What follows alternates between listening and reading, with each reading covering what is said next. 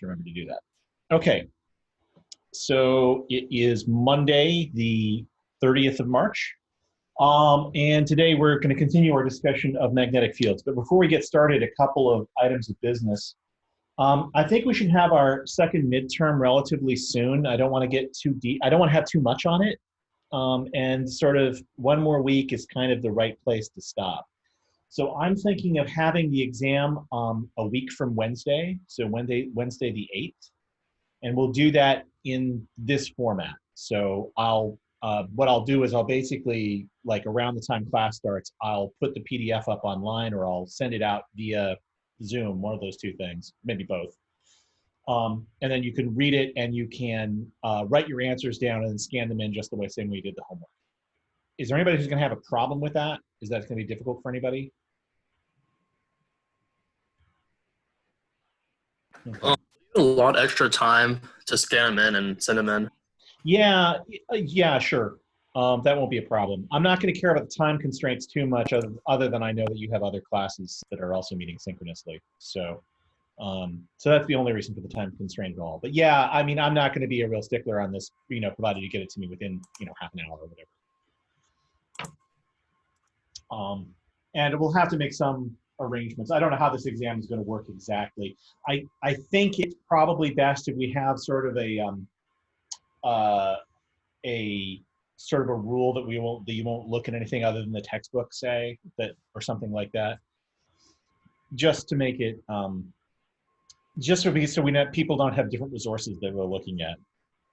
But anyway, so that's the idea. And so we'll have homework 9 due that Monday, nominally. And so homework 9 is up, so you can download that and start looking at it now. So on the Monday then, if people get their homework in by the Monday morning, we can review the homework that Monday and before the exam, and maybe answer some questions for exam review and so on. Or not, depending on how things go. These deadlines I regard as slightly flexible, so if there's major problems, let me know. So we'll sort of see where we are at the end of the week and see if this makes sense. Okay. I don't want to fall too far behind because then we have the exam right at the end of class and juts up against other things.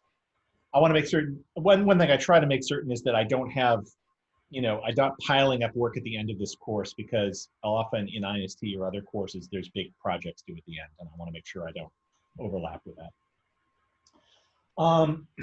Okay. And again, if I've got these 5 emails, so Matthew, I don't have yours. I don't have, I don't have Nathan's, I don't have, so this is, so please get those to me. If you get them to me sort of by midnight, that's good. Stephen, I saw your, I wrote answers to your questions. I didn't see it at 9 o'clock last night. I was playing video games and didn't notice the bing bong. So, but I wrote you this morning. Okay. So let's get to work on magnetism. So last time, this is where we were. And I've added a few notes to this slide. So we have 2 basic ideas that we've been working with that really explain all of magnetism, really come from these 2 basic ideas that moving charges can feel fields. If you have a charge that's moving, so if there's a force on it, if it's in a magnetic field, and if you have a moving charge, it creates a field. Now, it doesn't feel its own field, so these 2 things aren't connected to each other, but it can feel fields from other places. So if a moving charge can feel a field, charges in a wire can feel a field, charges in a wire can feel a field, the loop can feel a field.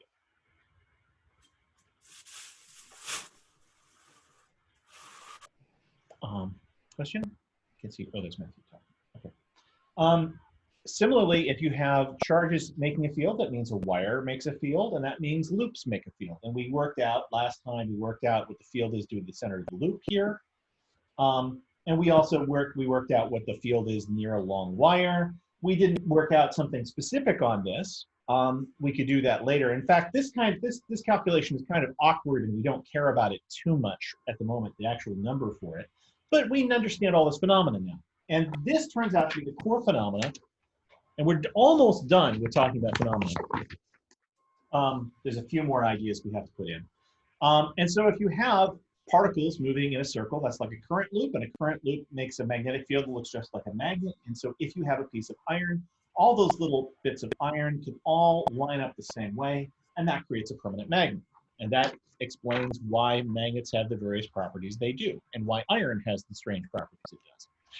So up till now, if you're paying attention on the equation sheet, and I realized I had some stuff grayed out a little bit, and so I've updated it. So we've now covered waves. This is older stuff from last semester. We've discussed electric field. We've discussed electric potential. We've discussed charge storage in capacitors. We've discussed circuits. We did this bit, actually, I should just take this off. This bit is the stuff we skipped on RC circuits. So we've now discussed, so these are forces. This is ds of r, so that's fields being created. We briefly discussed this. We found this. We now have, but this is the guy I want to talk about today. And so we're going to get into him right away. So the idea is that, so we want to go back and think about, again, about what we were talking about in the very first day, is what does the magnetic field look like? We know that if we have a charged particle, that it creates a field with field lines that radiate away, and maybe they even curve a little bit if there's some other charge nearby, right? If there's some other charge nearby, they might radiate away. But we know that that the field lines radiate away from charges or towards charges. And so this tells us about Gauss's law. If we draw a dotted surface, so we make a closed surface around it, we know that that closed surface, if it encloses some charge, that we can find that the Q inside over epsilon naught. So where this is adding up how much the field lines punch through the outside. But we know that for magnetic fields, so this is for E fields, for B fields, we know that's not the case. For B fields, they always make loops. We've never found a case where we have a magnetic field that doesn't make a loop, which is because we've never seen magnetic monopoles. So this means that B dot dA, as we discussed before, is always zero. That no matter what surface you draw, the number of field lines that enter and leave are going to be the same. Right? So this is one set of rules that we already have. So here's Gauss's law, and here's Gauss's law for magnetic fields. Now, the other rule that we had for electric fields was this one. So I'll start with the definition. So potential was defined to be E dot dl. Right? So that is to say, if I walked along some path and I added up how much the electric field was pointing in the direction of the path I was walking, and I added up how much the electric field points in the direction I was walking, and I add all that up, that tells me the difference in voltages between those 2 points. And in particular, we know that in circuits or in any other place, if I walk around a closed loop, and I add up that integral, it's always zero, because if I walk around a loop, the difference around a closed loop is always zero, right? So this is, remember we had this analogy of if we had a circuit, for instance, we would be walking upstairs and then sliding down a water slide and coming around, something like this. There's a delta V here, and there's a delta V here, and those two have to be the same, going up and going down. So whenever you start in a place and go around a circle, you have to come back to its starting place because the sum of the potentials is always zero. And that comes from this law here, which says that if you walk around the electric fields in a loop, adding up the electric field in the direction you're walking, this is called a line integral, and if it's closed, then you always have to wind up back where you started. This is to say the number of steps up, the number of steps down have to be the same. Now, here's the question. I want to do this thing, but I want to do it for B fields. So that'll complete some of our picture. Now, it turns out this one is quite simple for B fields. This one's quite simple for E fields. This one's quite simple for B fields. This one's complex for E fields. Uh-oh, we might be in for some complexity. So what I want to do is I want to take some case where I'm going to walk around a circle. I'm going to walk along some path, and now I'm going to add up how much the B field is and how much that aligns with the direction I'm walking, right? And in fact, I'm going to do this in a circular path. I'm, again, going to go around some path, and I'm going to, actually, I should draw this in green because this isn't a magnetic field. I'm going to walk around some path. And I'm going to add up how much the magnetic field points in that direction. Now this, in this case, you can see if I, for instance, walk around this magnetic field line here, if, say, my magnetic field line is exactly the same as the path I walk around, I am going to see a net positive because I'm always walking in the same direction as the B field. So this thing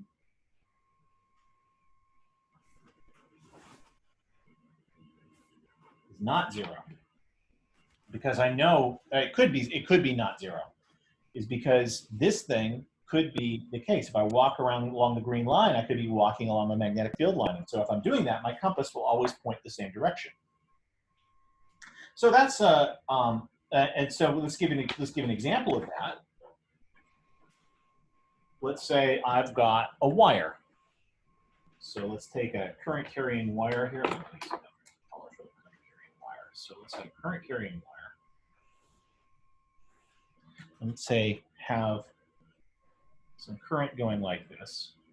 And so, okay, so there's going to be a magnetic field, put my thumb along it, that means the magnetic field is going to curl underneath, behind, and in front. Something like that. That's going to be the B field.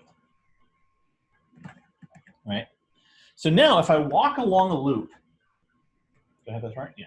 So if I walk along a loop along this line, I'm going to add up, and it's going to be the same thing, right? It's going to add up to be more than one.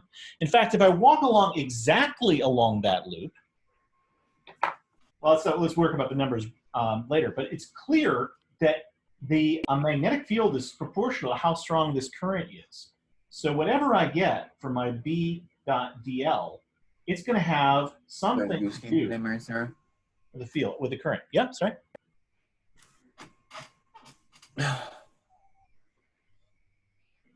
Sorry, does someone have a question? I didn't hear.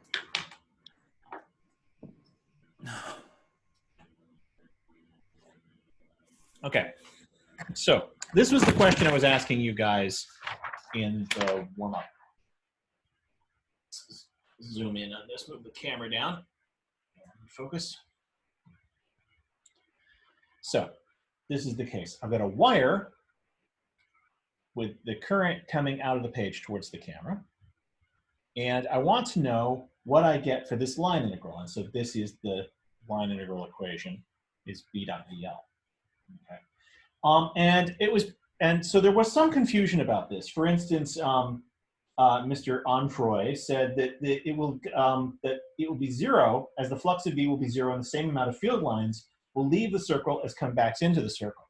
Now this statement is correct, but that's talking about the flux calculation, right? So this thing here is flux. It's how much field is penetrating through the surface. And it is true that the amount of B field penetrating through a surface is zero, but that's not what we're computing. Right now we're computing how much the B field aligns up with your walk, right?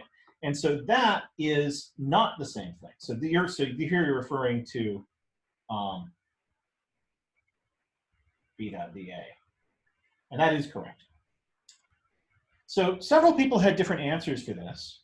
There are some positives and negatives. Zero had the right answer. The magnetic field and the path of the line integral are the same direction, so it'll be a positive number. So if I redraw this diagram here, here's the current coming through the wire. Here is the dashed path I'm going to walk around. And then if I draw the magnetic field is also in that direction. If you put your thumb out of the page, the magnetic field will also be in that direction. So that means as I walk around, so let's say I have a little compass, And as I walk around, that compass will always point in the direction I'm walking. Right? As I walk around this electrical wire, the compass will continue always point in the same direction I'm walking, which means B dot DL will always be positive. B and DL is the little step I'm taking, and B is the direction of the magnetic field. They're always pointing in the same direction. So I'm always going to have a positive value for that, no matter where I am. And so that means when I add up all those little positive values, I'll have a positive number. And the more current I'm having, the larger that positive number is going to be. Right? Then I asked, well, what would happen if I change the direction of the current in the wire? So now I'm going to have the I going into the page, and I'm going to have the same loop. I'm going to walk around it like this. And of course, this is an imaginary path. This is just some line in the air I'm picking. So now the magnetic field is different, right? Because now we've changed the direction of the current. So now the current is headed into the page. So now the magnetic field is running this way. So now this means is every time I walk around, my compass is pointing behind me, right? Every time I take a step, the compass will be pointing at my back, which means I'm always taking two vectors that are opposite directions. And so this will always be a negative number, which means that this will add up to be a negative value as I go around. So this means these two will have different signs, which is what most people agree. So Europe says reversing the direction of the current versus the direction of the magnetic field. With the magnetic field and the path in different directions, the integral will be negative. And pretty much everybody who thought it wasn't zero agreed that it would reverse its sign, that it would change its sign. So that seems to be a natural idea. Now here's another one that's really interesting, though, is that it doesn't depend on which path you take.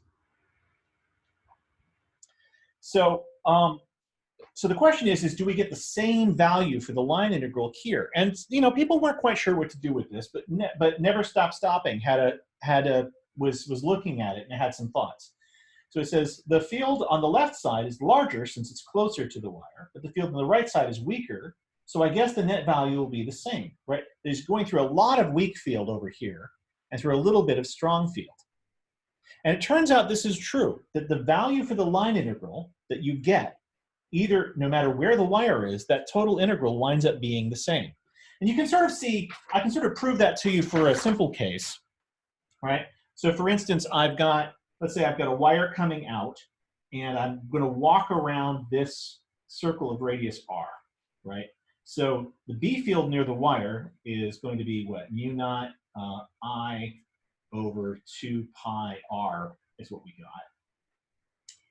And if we're going to walk around clockwise, that means that the total line integral is B dot dl, but B is the same everywhere. So that's going to be B dl. And so dl is going to be 2 pi r. So what I get is B times 2 pi r is the line integral.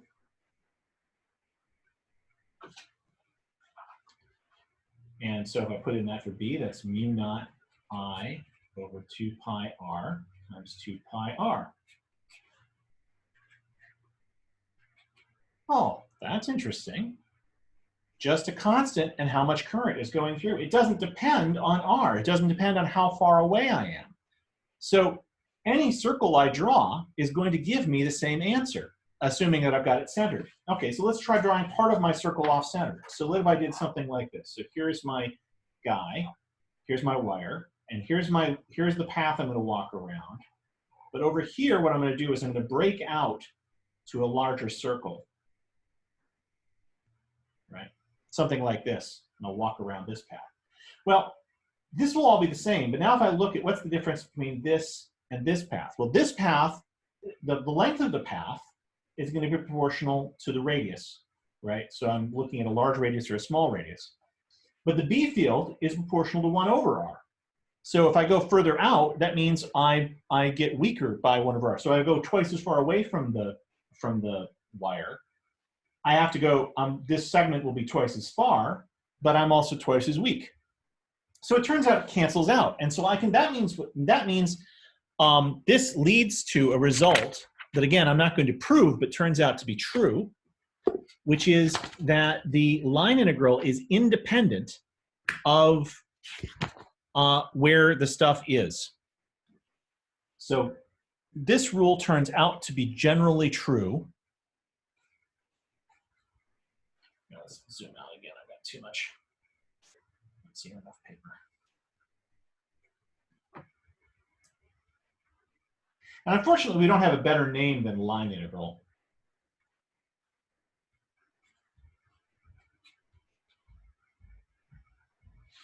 And this is called Ampere's law.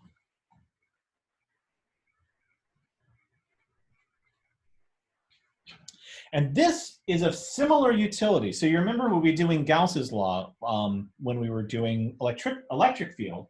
And there we had E dot dl equals Q over epsilon naught, Q inside. So this was a very useful formula for working out some weird geometries. We wanted to know what the field was near a charged sphere or a conducting sphere or near a charged rod or near an infinite plane. This equation actually could get us to the answer very quickly. Even though it was hard to understand, this gets us to the answer very fast. Now for magnetic fields, this equation is useless, but this equation is useful. And so this fulfills a sort of similar role as the electric field. So if we write down the complete set, E dot dA equals Qn over epsilon naught, E dot dl equals 0, integral B dot dA equals 0, integral B dot dl is equal to I times mu naught. Now this, right, look at the symmetry here. The zeros are here and here, and here I have the thing that causes fields. In the case of charges, in the case of electric fields, it's charges. In the case of magnetic fields, it's currents. So if you're anything like a physicist, you start looking at this stuff and you start going, oh, that's kind of pretty. That means something. There's a symmetry here. This thing and this thing, they're kind of mirrors. They're kind of mirrors along the diagonal line in some way, right, of this diagram. And in fact, this is a subset of what's called Maxwell's equations, which is probably one of the most elegant and important bits of mathematics and physics ever. And we're going to get to the rest of that it won't be on the exam, but we're going to do this right at the end of talking about magnetism, and it's really a beautiful, beautiful result. In fact, this is how we define mu naught. So where there's a current, there's a looping field, is what this thing is telling us. If you have a current, you have a field that's making a loop. This is where there's a charge, there's field radiating, and where there's a current, there's a looping field. So we have exactly the same kind of way we're going to deal with problems. In this case, we dealt with problems by constructing artificial surfaces and then doing calculations with those artificial surfaces where we know how much charge is inside in order to figure out what the field is. We're going to play the same trick here. We can use an artificial line and knowing the charge to figure out what the B field is. Right? So in fact, you could use this guy the other way around, go through the same calculation I just did to figure out what the field is near a wire. Right? So you could work out that here the B is going to be the same everywhere because it's the same distance from the wire. So by symmetry, it has to be the same B field. And so you know that B dot dl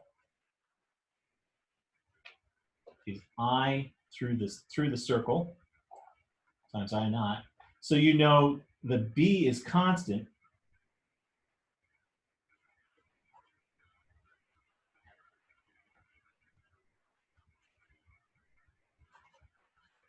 And this is just 2 pi. So B times 2 pi r equals I mu naught. So B is equal to I mu naught over 2 pi r, which is what we found before by doing that horrible integral, right, where we had to add up all the magnetic fields from all the little bits of charge along the wire, right, turning this diagram sideways, right, we had to have this thing where we added up the field contribution here due to this little bit of current with the, you know, with the current going that way, right? This was a major pain, and I had to actually skip over most of the math in doing this because it was so painful. Here, I can do it in like 2 lines. I can figure out what the magnetic field is due to a long wire. So this is clearly useful for some set of problems. This is already a solved problem, but that's fine.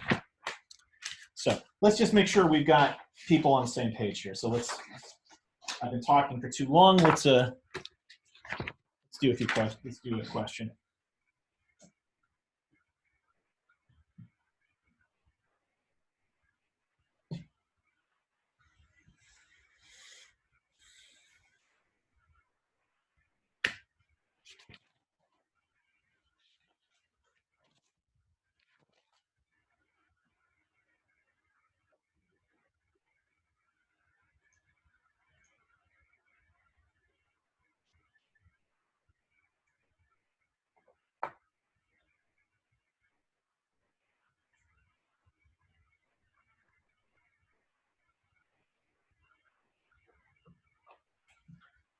Here's the direction we're walking in.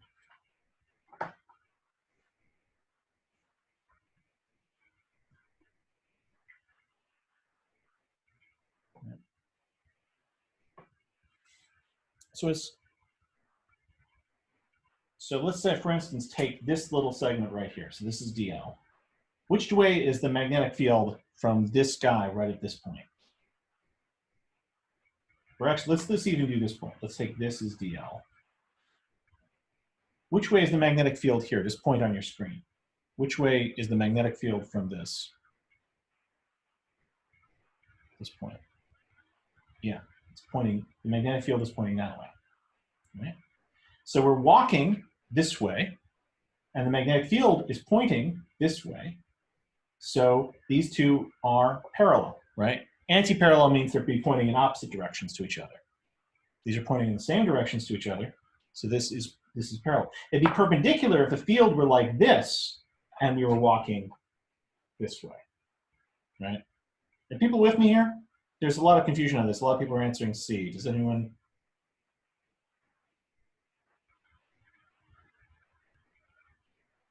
Are people satisfied with this?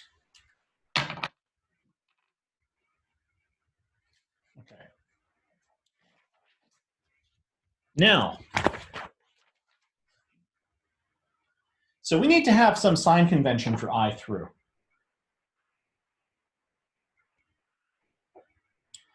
So what we're going to do is place your fingers of your right hand around the imaginary loop. So in this case, the imaginary loop is this jaggy line.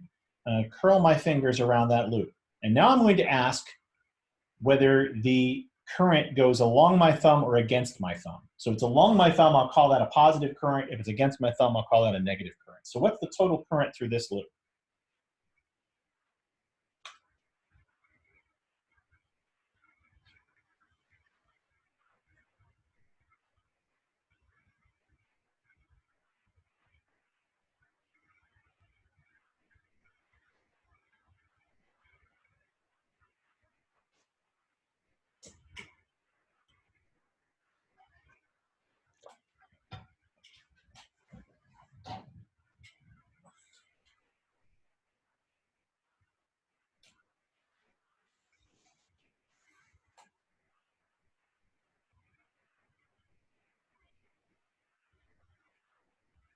Yeah, this is C, right? And this shows a really important rule for this is it depends on the total current punching through, not just, and so I can add those currents together. Now, this guy is punching out of the loop, so this would be a +5 amps through the loop. And then these guys are punching into the loop, so this is going to be -5 each. So -5, -5, +5 is -5. So that gives the right answer.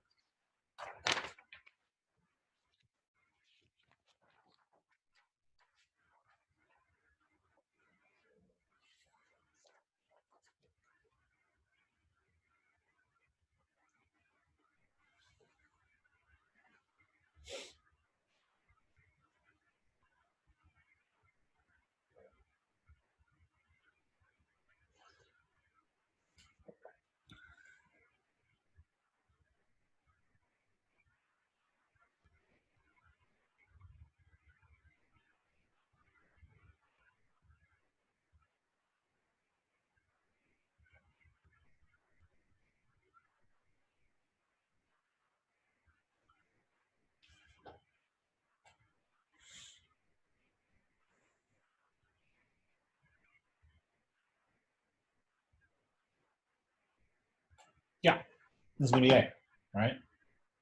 Everybody see this? So I put my fingers and I curl them around the direction of my path integral, my thumb points up. So that means currents out of the page are positive. But this thing tells me the total current, the left-hand side is -10, so the right-hand side must be -10. So that means the current through must be negative. That's a positive current, so it must be a negative current. It must be going into the page. So this guy has to be the right answer.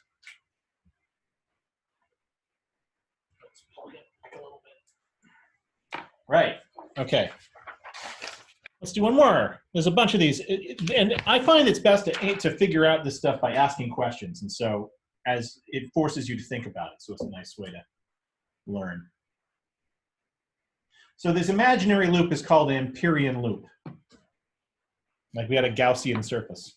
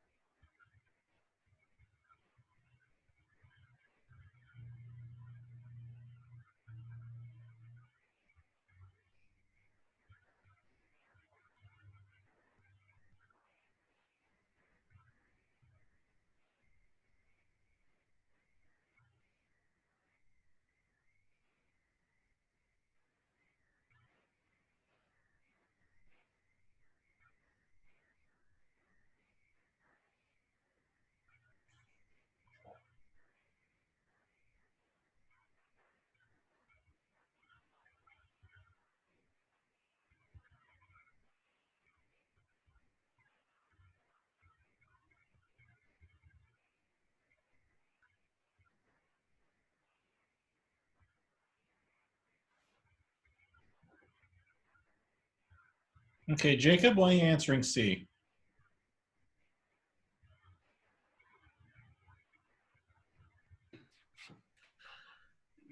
Uh,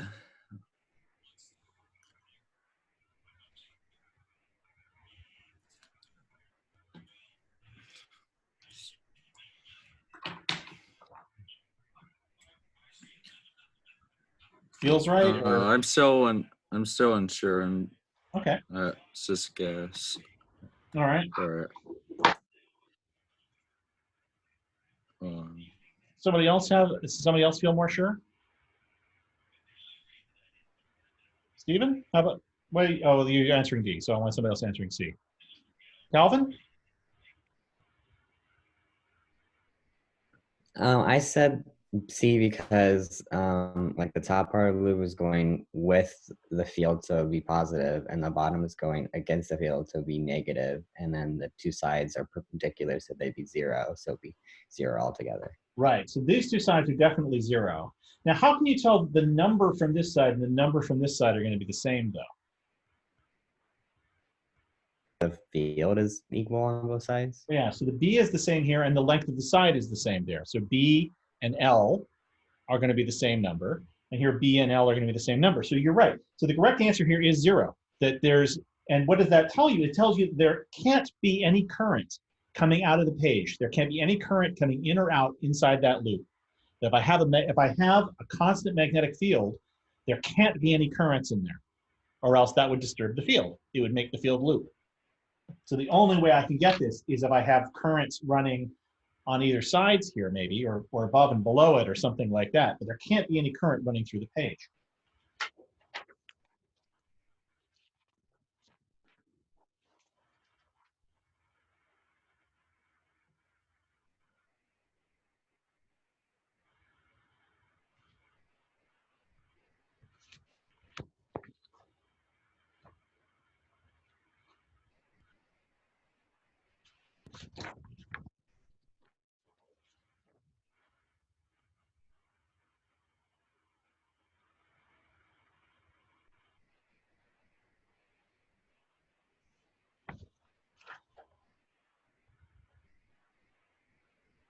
Okay, so what does that tell me?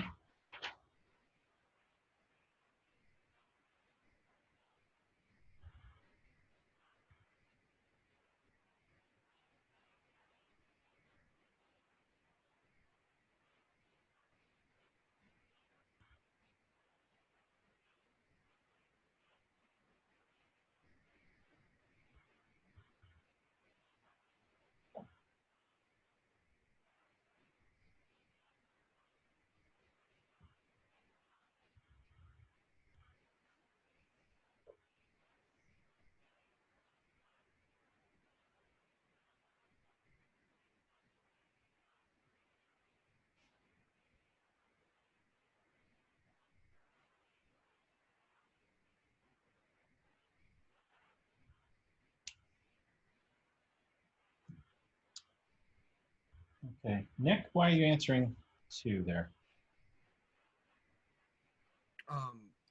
I think I might have messed up the right-hand rule, but oh yeah, okay. So it should be A. Actually, I changed my answer. Okay, changing your answer. All right. Yeah, I was Oh. doing the right-hand rule wrong. Okay. So if I'm going this way, that's what I had before. As I go this way along, this number will be positive and big, and this number will be small and negative. So I'm going around the loop like this. So into the page would be a positive current. So I get a positive line integral, so I have a positive current, which means the current must be flowing into the page. Or I could do it the other way. I could say I'm going to walk around the loop counterclockwise. So that means out of the page would be a positive current. But here, if I walk around the loop counterclockwise, I'll get a negative line integral. Negative number, 0, small positive number, 0. So I'm getting a negative value. So I have a negative out of the page, which again means into the page. So either way you walk around the loop, you get the right answer, right? So you can choose which way to walk around. That's just easier. Now, this means that in order to get this arrangement of magnetic fields, I must have to have some current flowing out of the page here. There has to be other things too, but there must be some way in which current is leaving the page and somehow penetrating this circle. So that's a really important result. Now, of course, it doesn't, the way in which it penetrates doesn't have to be dead on. Right? I can have a loop like this and have my wire, right, go like this. This would still satisfy Ampere's law. It doesn't matter what the loop is or whatever, as long as the current punches through it. And it turns out that how you do this is you can think about it, as long as I have a closed loop of any kind, it means I can define a surface where I can imagine a drum surface over that loop. So if I take a piece of wire and I curve it into any closed loop, like I take a coat hanger and curve it into a closed loop, I could hang a rubber sheet on it. I could pin a rubber sheet around it. And then I could just ask what punches through the rubber sheet, what wires or what currents punch through that rubber sheet. So it turns out this is actually a very well-defined mathematical idea, right? Even if I make my sheet bulgy, right? If I bulge my sheet out or something, then this current still has to punch through it because it can't turn around and come back. It still has to. If it turned around and came back, then it would be 0 current through there. So by both things. So that's Ampere's law. That's the basic idea. So let's use it to figure something out. So now what I'm going to do is I'm going to ask, we know that if I have a wire, that its magnetic field out here, we can figure out what that is. So if I have a current, say, running into the page, it means that I'll have a magnetic field going around the wire like this. And here's what I want to do now. I want to figure out what's the B field inside the wire. So let's see if you guys are getting this pretty good. Let's see if you guys.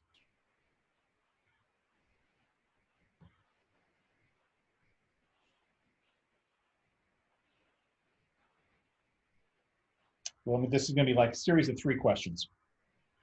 2 questions? 3 questions. 2 questions.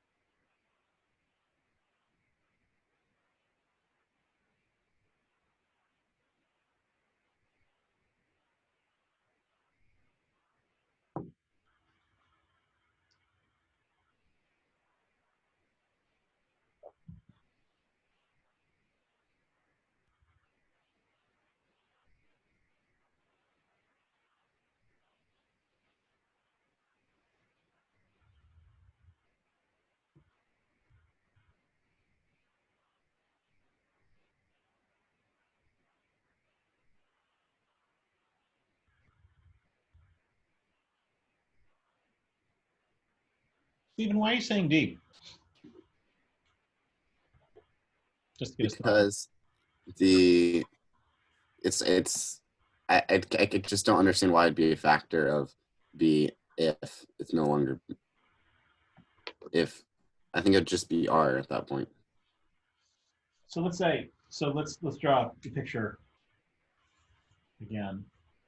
So what I'm saying here is that every bit of the wire is carrying the current.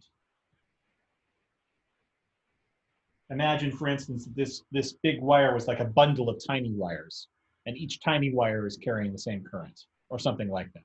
But I've got it's like a pipe of water, and the whole pipe is carrying the water. The water isn't just moving in the center of the pipe. The water is moving all through the pipe, right? So the question is, now if I draw an imaginary circle here, how much water is moving through that circle of the pipe compared to I, which is the total water moving through the pipe? Right, so clearly not all of the water is moving through that smaller circle.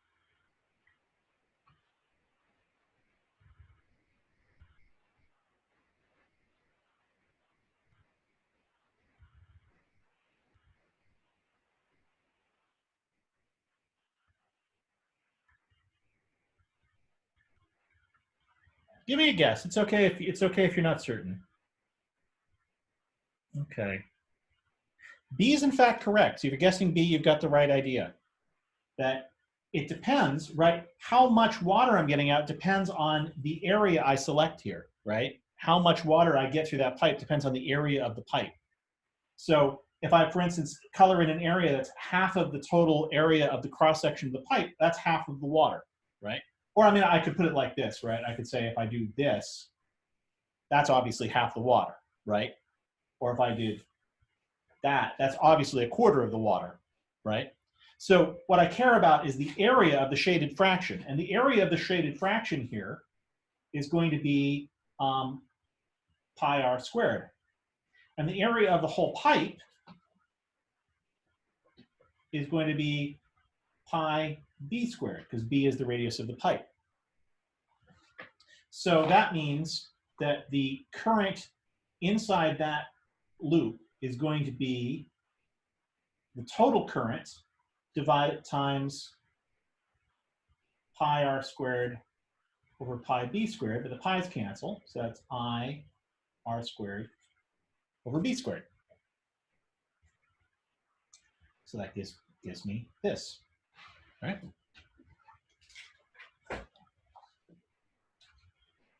Another way of saying this is I had a constant current density, and we didn't really talk about this much, so this is okay if this isn't completely obvious here, completely intuitive to you. Okay, so now I know I total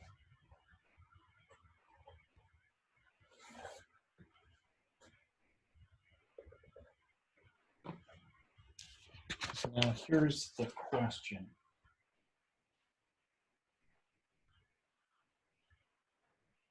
Can I figure out what the B field is, what the magnetic field is at that place, knowing that?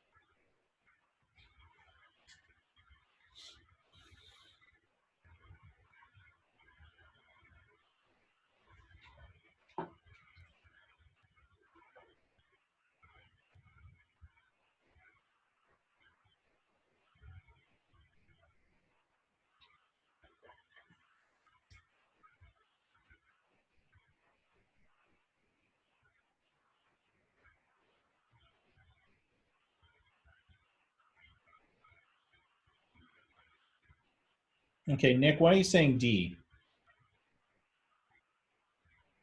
I'm saying D because the total current, like the I inside of the loop, would change, would like cause the B to change. Like if that's less, then the B is going to be less. So therefore, since R squared is what is in the formula for the current, then that's also what would change the B field. Yeah. But here's the question. Do I expect the magnetic field, so here's my wire. Would I expect the magnetic field here to be bigger or weak, to be bigger or smaller than the magnetic field out here? or even right here. Would this magnetic field be smaller than this or bigger than this? Smaller. Smaller, right? Because inside here, the currents from the outside are canceling, and so whatever's inside is what matters, right? So because there's more current going through this, I expect to have more B field out here than I do here. So it should be going up with R, not down in here. This is what it might do outside the wire, but if we're inside the wire, then the magnetic field that you have should be increasing the bigger that radius is. So those of you who are answering C actually had it right. Or sorry, A, you actually have it right. So I have integral B dot dl equals I mu naught. And I is going to be equal to I total R squared over B squared mu naught. And on the left-hand side, the magnetic field is going to be constant no matter what place I choose on this loop, right? The B field here and the B field here and the B field here and the B field here will all be the same. And it's always parallel to my loop. So that means I can pull this out, and this is just going to be B times integral dl. But the integral dl is just the radius of my loop. So that's B times 2 pi r equals I R squared over B squared mu naught. And so if I look at this, so I've got an R here and an R here cancels. So I've got B is equal to I R mu naught over B squared 2 pi. In other words, this thing, the dl is going up by R, but I is going up by R squared. So that means B must also be going up by R, which means that inside, the B field is proportional to the radius. And in fact, that makes some sense, because that means if I choose a 0 radius, there's no B field in the very center of the wire. Because I can't make a loop big enough. So in fact, there's no, and that kind of makes sense, because I've got current coming at us. So there's like current over here and current over here, and these two currents will cancel in their B field right there. So, right, so this guy makes a field this way, and this guy makes a field that way. And so those two fields will cancel out. So there's no magnetic field right in the very center of the wire. And then the B field increases as I go out to the wire. So the B field here is 0, and then it's bigger. And then here it's biggest. And then here it falls off as 1 over R again. So it gets bigger and bigger and bigger to here. And so you get the biggest magnetic field right next to your wire. And then it falls off and you get it smaller. This is kind of nice because it solves one of the problems of like what happens when you're 0 distance from the wire, right? You have a 1 over R with 0 distance that blows up. So this shows you what's really must be going on is the magnetic field bigger as we go further out. Yeah. Can you re-explain the most recent right-hand rule with current and all that? Because that was confusing to me. So this one doesn't even depend upon the right-hand rule. All it depends upon is things being parallel. So the most recent right-hand rule is if we walk around a circle this way, or let me, if I take a circle and I walk around it, then using the right-hand rule, if I twirl my fingers around, then that means that's a positive current for the purposes of using Ampere's law.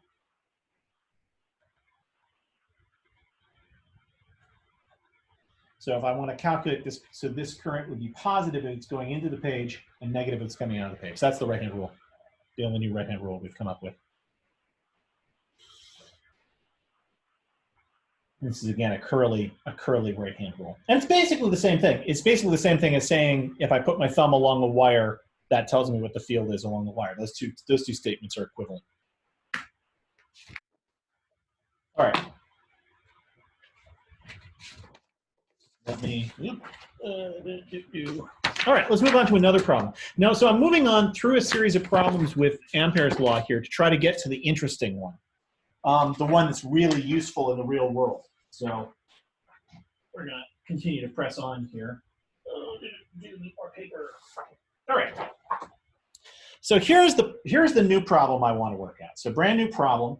And this one's tricky to do if we don't use Ampere's law. It's really easy with Ampere's law, but it's tricky otherwise. So I'm going to do this. I'm going to have a sheet.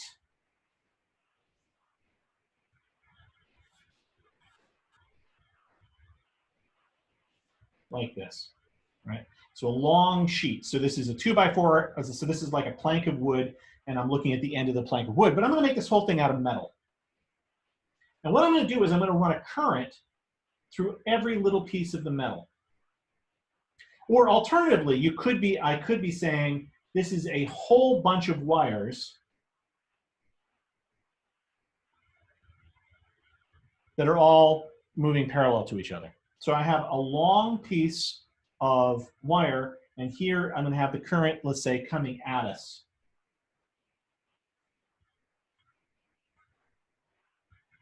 That's the current. Okay. So now I'll just draw it straight on edge. So if I draw it straight on edge, so I can't see what's behind it. And I'm going to look halfway along this thing. So halfway, so a long way from both ends. So now here's my question. I want to know, what is the magnetic field above this thing? The first question is, which way or would I expect a magnetic field? So let's say A is right, B is left, C is up, B is down, B is in, F, G. Which way would I expect the magnetic field above this sheet?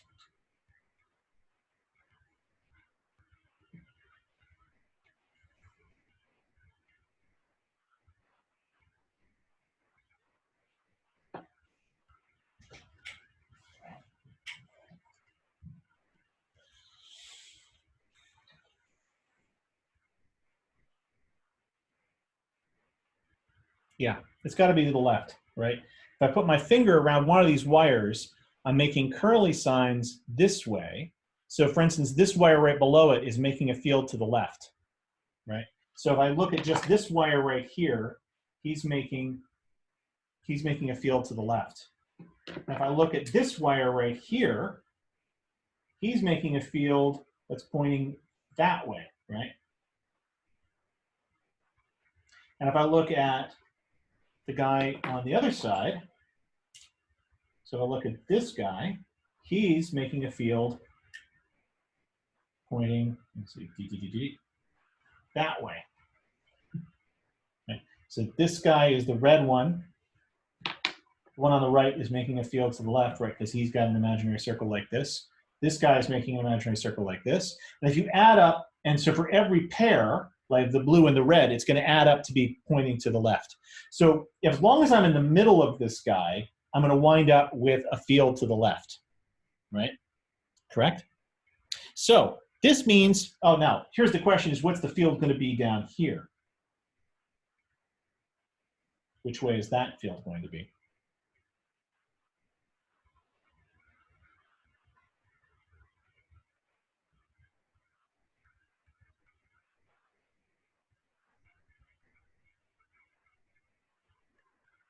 Yeah. So this field has to be that way. So if I'm going to draw the magnetic fields around this guy, the diagram here. Magnetic fields are going to look something like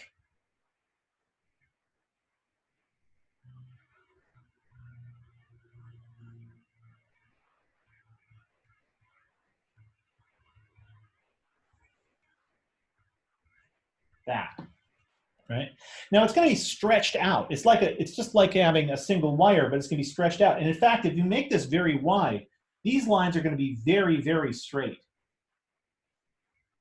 So I can already guess what this field is going to look like. So I can make an approximation for what this field is going to look like, is if this thing is long, that the field above, so let's see, coming out of the page here, so the B field is going to look like this above, and like that below. Okay, well now I can do something with this, because if I know that these field lines are straight, I can apply Ampere's rule. So what I'll do is I'll take a loop,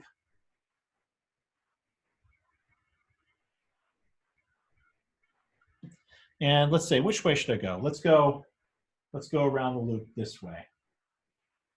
Okay, and so now I want to figure out integral of b dot dl. Now I don't know how big this b is here,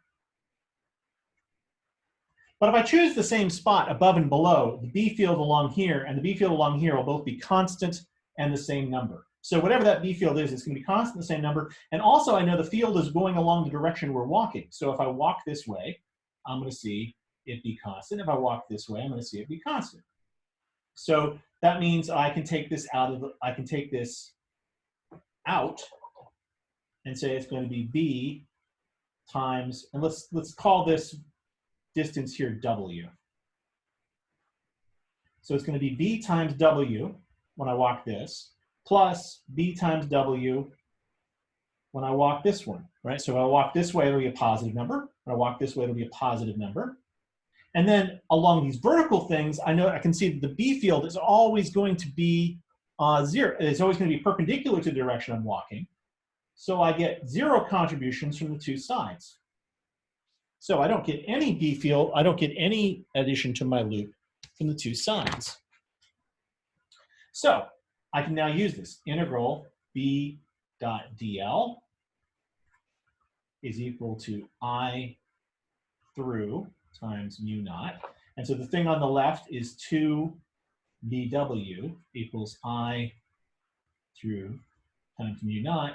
So the b field is going to be 1/2 mu naught I through times w, or divided by w. Now what's this guy here? This is telling me how much current I have per meter sideways I have in my slab. So this is kind of like counting how many wires I've got. So I've got a whole bunch of wires. This is kind of counting how many wires I've got, how much my total, the width. So this thing we can actually write down. We can have we can call this number K for sort of linear current density. This is how many amps per meter wide. So if I have a slab, that's 10 meters wide, then it has a current of 50 amps. Then this K value is 50 divided by 10 meters, which is 5 amps per meter. Now, this is a funny unit, but we're doing, but this just happens to be the problem we're doing. It's telling us how much current was punching through this thing. But here's the cool thing. Here's the really important thing, is this has got nothing to do with how far away we were from the sheet. Now, we've seen this before when we discussed the field near a big charged plane, right? And we wanted to find the electric field here, we found the electric field didn't really change no matter how far you were away from this thing, as long as you were close enough that the edges didn't matter. Well, we got the same effect here. As long as we can make the approximation that these fields here are straight and that there's no addition from this bit, right? That there's 0 addition from these transverse bits, then we can say that the magnetic field has nothing to do with how close to the sheet you are. In other words, and this is the same idea again, if you're really next to a big wall, you can't tell how far from the wall you are. If it's a big white wall, you can't tell how far you are, so it doesn't matter how far you are, you see the same thing. The same sort of rule applies here, is no matter how far you are above the sheet, you see basically the same magnetic field. So the way I drew it up here with constant lines apart from each other is actually, so this is kind of correct. I don't know about it here. They might loop around very far out here, but this is going to be sort of even spacing. So we have a uniform magnetic field above and below. That's kind of neat. Now, I'm going to go one more step complicated. No, I'm not going to complicate. I'm just going to change the.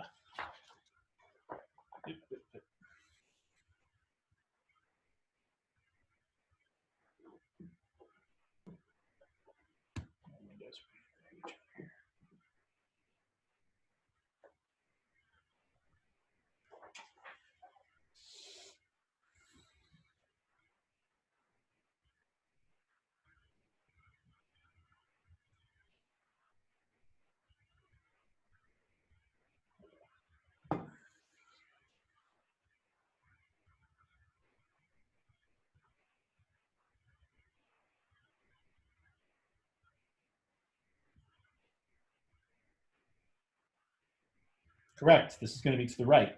This is to the left. This is to the right, because now I've got the current in the sheet is flowing away from me. Okay, here's the real question. I've got two sheets.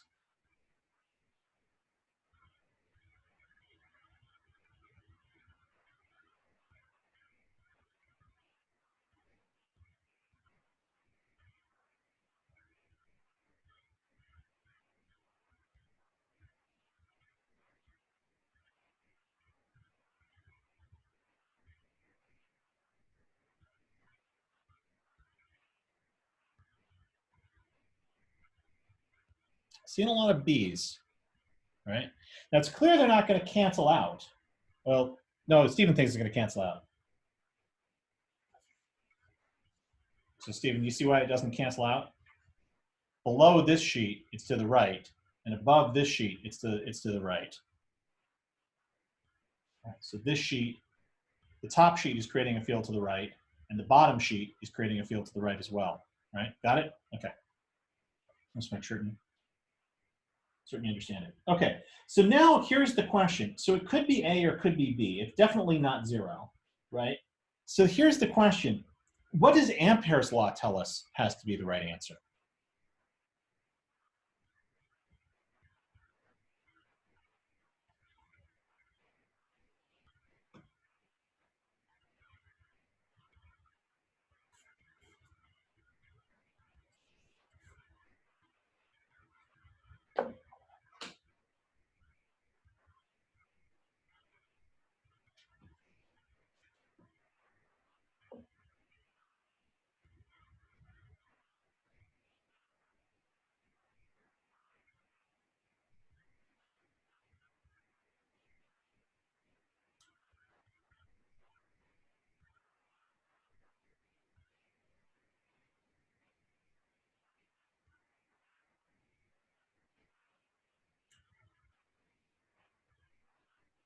So this argument that I made before still holds.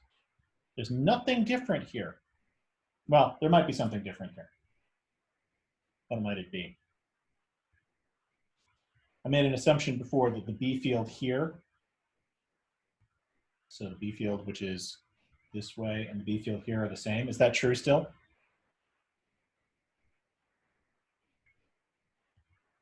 Why not?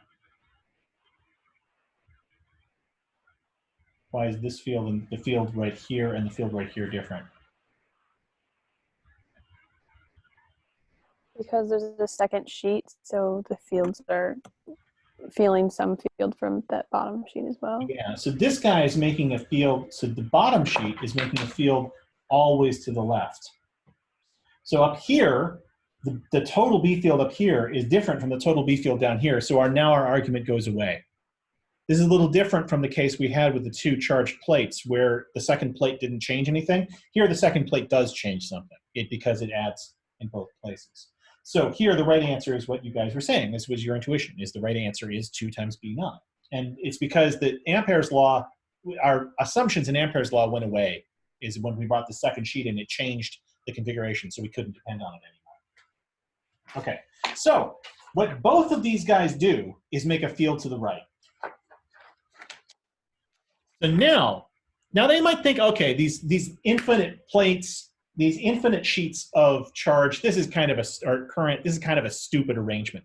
Well, not entirely. In fact, if you go look and you look at very large current carrying devices, and in fact, we had one of these in one of the experiments I was working on, we had to have what was called a magnetic horn, which had to have, I forget, it's like kiloamps of current going through it instantaneously. And we actually had wires that looked like this. They were like a meter wide and 2 inches thick, and we had to have like 100 of them to carry the current to the thing, because you need a really big thick wire to carry lots of current unless it's going to melt. So, and it had to be hit with this massive current many times a second. So it was so these things are not completely crazy, but normally you don't see a stupid apparatus like this. All right, so let's move to an apparatus we do see all the time, and that's a solenoid. So a solenoid is just a coil. So I have a wire come in and it loops around, right?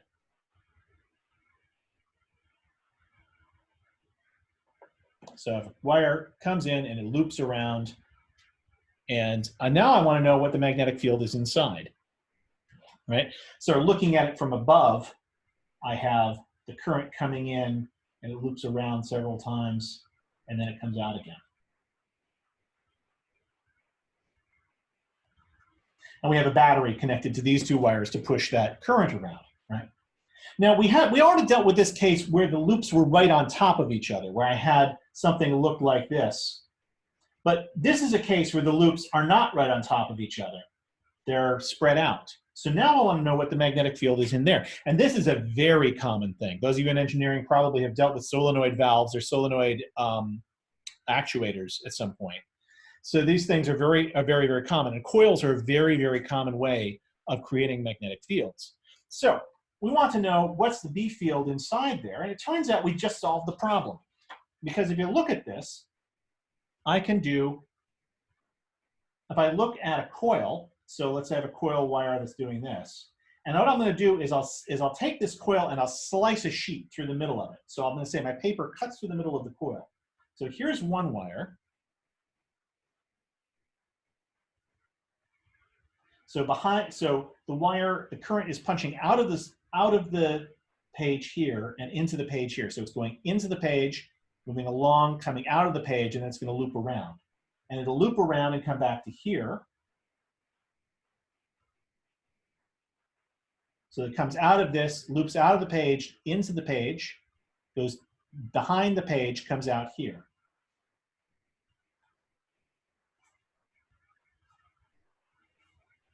My thing is getting... Well, that's the exact same thing I was just looking at. I've got two...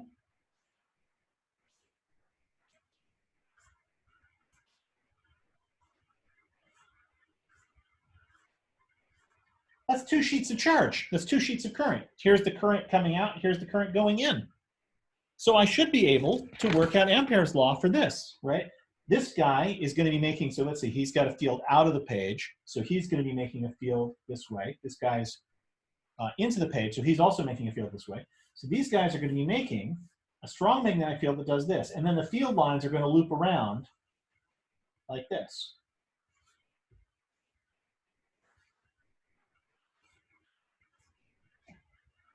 And this guy will eventually loop around, and this guy will eventually loop around, right? So this is going to be what the magnetic field looks like for this solenoid, is it's going to be going, punching down through. And we can already know that because of the similarity with the previous case, these lines are probably uniform. And that's in fact the answer, is that they're uniform.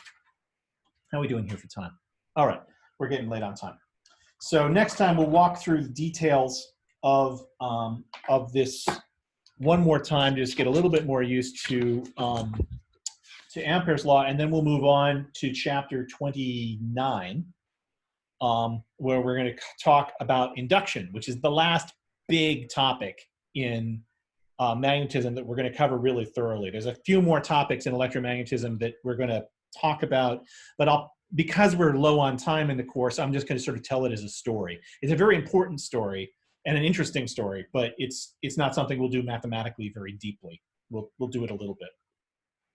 So, so this again is quite abstract compared to what we've been doing before, but again, like Gauss's law, it's a way of solving problems that gets us to nice answers. And this, the solenoid, is one of the most useful devices that you can talk about when you're talking about electricity and magnetism. So, so we're going to come back and talk about applications of this. Okay. Remind you guys what I was saying at the beginning is I'd like to have a midterm on the 8th, so a week from Wednesday, and I would like to have homework number 9 on Monday, the 6th. And I would like homework number 8 today by midnight.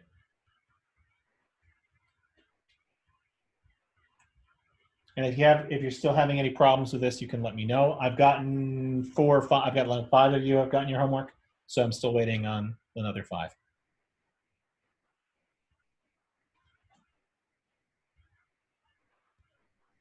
Questions, comments? jokes, mucus-laden coughs.